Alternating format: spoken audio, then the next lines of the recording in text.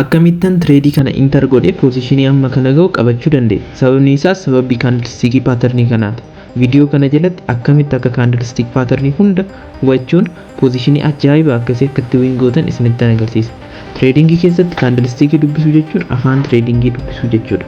Akkasumas traderoonni baay'een candlestick fayyadamuun akkamitti akka carraa ta'umsa positionii bananii dabalatan viidiyoo kana jalatti isiniif ibsa. Viidiyoo kana ilaaltanii yeroo xumurtanii dandeettiin candlestick dubbisuu keessanii baay'ee jijjiirama. Viidiyoo kana hanga xumuraatti ilaaluun subscribe gochuun maatii Oromoo FX Academy ta'a. Kallattumaan gara viidiyootti. Candlestick anatomiin bu'uura price actioniiti. Tokkoon candle open, close, high fi low sessionii yookaan yeroo murtaa'aa tokko mul'isu. Inni kuni read body yookaan qaama candlestick kan jennudha. Kuni range itti price yookaan gatiin banamee fi cufame nutti agarsiisa. Magariisni marketii ol deeme yookaan buudishiidha.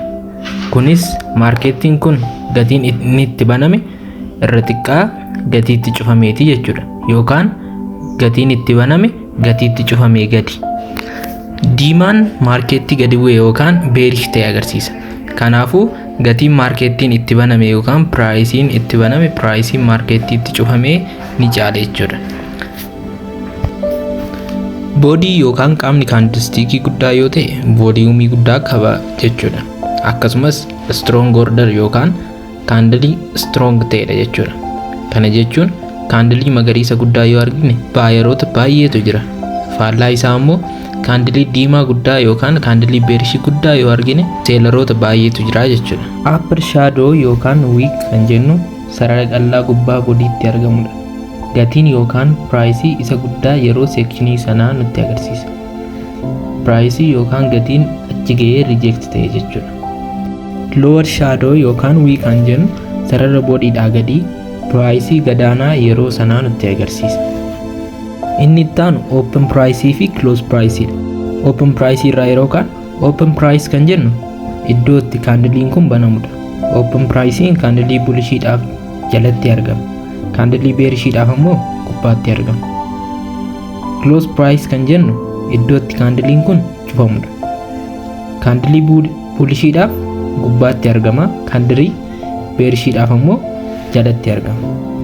Common candlestick patternii waliin haa ilaallu. Isaan kun gosa sadiitu jiru.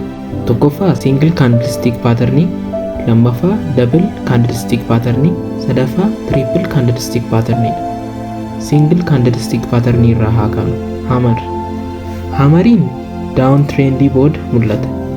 Qaama xiqqoo gubbaa fi wiikii dheeraa of jalaa qaba. Candlestickiin kun baayeroonni piraayisii ol oofuu akka barbaadanii fi lower piraayisii akka reject godhan nutti agarsiisa.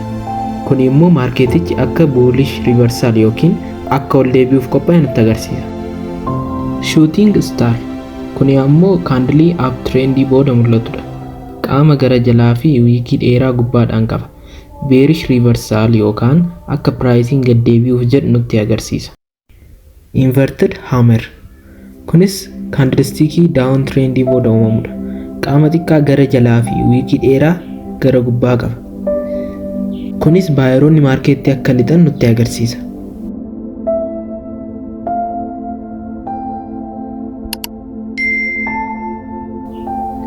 Doji yeroo banamus yeroo cufamus piraayisii wal fakkaataa irratti yoo cufame doji jennaan.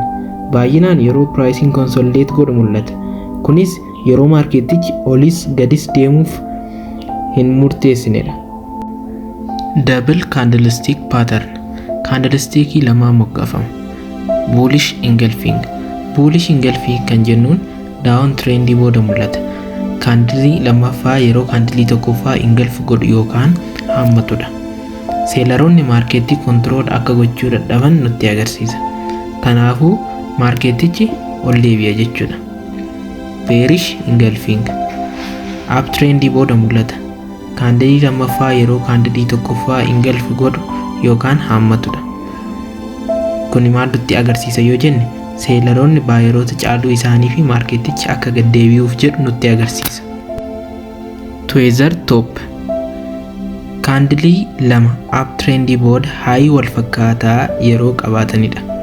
Candlii inni jalqabaa bullish yoo ta'u inni lammataa immoo bearishidha jechuudha. Kunis maarketichi akka gad deebi'u nutti hima. Tweezer Bootan kaandilii lama daawon trendii booda la'uu walqixxee yeroo qabaatan Tweezer Bootan jennaan. Kaandilii calqabaa bearish yoo ta'u kaandilii lammataa immoo buulishii ta'a. Kunis akka maarketichi ol deebi'uuf jedhe nutti agarsiisa. Triple Candlestick Pattern Patternii kaandilii sadiin uumamudha. Morning Star kan jennuun daawon trendii booda uumama. Caasaan isaas kaandilii beerishii dheeraa, lammaffaa irratti ammoo kaandilii xiqqaa doojii yookaan spinning toppii ta'uu danda'a. Sadaffaa irratti ammoo kaandilii buulishii guddaa close price'n isaa walakkaa kaandilii calqabaa ol darbuu jechuudha. Maarketichi akka ol deebi'u nutti mul'isa. Evening Star up trendii booda mul'ata. Caasaan isaa calqaba irratti kaandilii buulishii dheeraa, lammata irratti ammoo kaandilii xiqqoo fi sadaffaa irratti kaandilii beerishii close price'n isaa walakkaadhaa gadi ta'edha. Kuni ammoo maarketichi akka gad deebi'uuf jedhu nutti agarsiisa.